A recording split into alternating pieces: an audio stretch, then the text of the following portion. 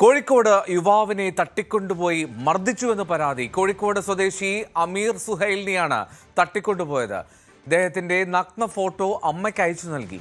8 ലക്ഷം രൂപ ആവശ്യപ്പെട്ടു എന്നാണ് പരാതിയിലുള്ളത്. 2 ആഴ്ചയോളം ഈ യുവാവിനെ ബന്ദിയാക്കി. ഇന്നലെയാണ് ഇയാൾ സംഘത്തിന്റെ വലയിൽ നിന്ന് രക്ഷപ്പെട്ടത്.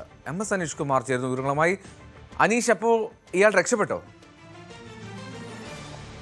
ഇയാൾ ഇന്നലെ ഈ പ്രതികളുടെ പക്കൽ നിന്നും അവരുടെ ബന്ദിയാക്കിയിരുന്നിടത്തു നിന്നും രക്ഷപ്പെട്ടു എന്നാണ് പറയുന്നത്. എന്തായാലും കഴിഞ്ഞ 25-നാണ് കേസിന് ആസ്പദമായ സംഭവങ്ങളുടെ തുടക്കം. ബാംഗ്ലൂരിൽ ജോലി ചെയ്ത് വരികയാണ് യുവാവ്. കോഴിക്കോട് സ്വദേശിയാണ്.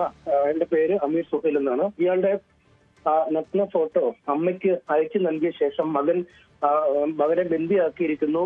പണം നൽകിയാൽ മാത്രമേ മോചിപ്പിക്കൂ എന്നാണ് പരാതിയിൽ പറയുന്നത്. ഇതുമായി ബന്ധപ്പെട്ട് ഒരു സ്ത്രീ അടക്കമുള്ളവർക്കെതിരെ പോലീസ് കേസെടുത്ത് അവർക്ക് വേണ്ടിയുള്ള അന്വേഷണം നടത്തുകയാണ്. നമുക്ക് പോലീസിൽ നിന്ന് മനസ്സിലാക്കാൻ കഴിയുന്നതനുസരിച്ച് ഈ അമീർ സുഹൈലും ഈ പ്രതികളായ ആളുകളും സുഹൃത്തുക്കളാണ്. അവർ തമ്മിൽ പരിചയമുള്ള ആളുകളുമാണ്.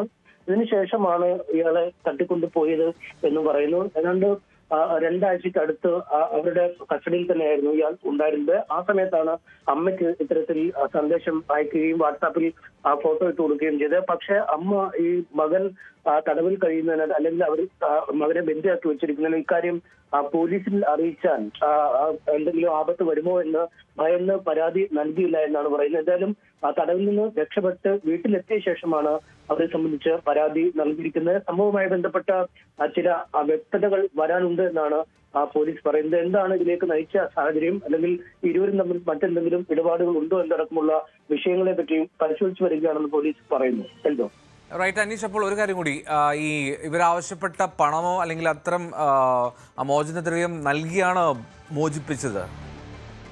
പണം നൽകിയിട്ടില്ല എന്നാണ് പോലീസ് വ്യക്തമാക്കുന്നത്. എന്തായാലും ഇവരുടെ കസ്റ്റഡിയിൽ തന്നെയാണ്. ഇവർ പണം ചോദിച്ച് അമ്മയുമായി ആശയവിനിമയം നടത്തുന്നത്. പക്ഷെ ഇതിനിടയിലാണ് ഈ പ്രതികളുടെ കണ്ണു വെട്ടിച്ച് ഇയാൾ തടവിൽ നിന്നും രക്ഷപ്പെട്ട് വീട്ടിലേക്ക് എത്തുന്നത്. പണം കൈമാറിയിട്ടില്ല എന്നാണ് നമുക്കറിയാൻ കഴിയുന്നത്. എന്തോ റൈറ്റ്, അനീഷാണ് കോഴിക്കോട് നിന്ന് വിവരങ്ങൾ നൽകിയത്. എന്നാലും ആ യുവാവ് രക്ഷപ്പെട്ടു എന്നാണ് മനസ്സിലാക്കുന്നത്. പോലീസ് ഇപ്പോൾ കേസെടുത്ത് അതിന്റെ വിവരങ്ങൾ തേടുകയാണ് കൂടുതലായി.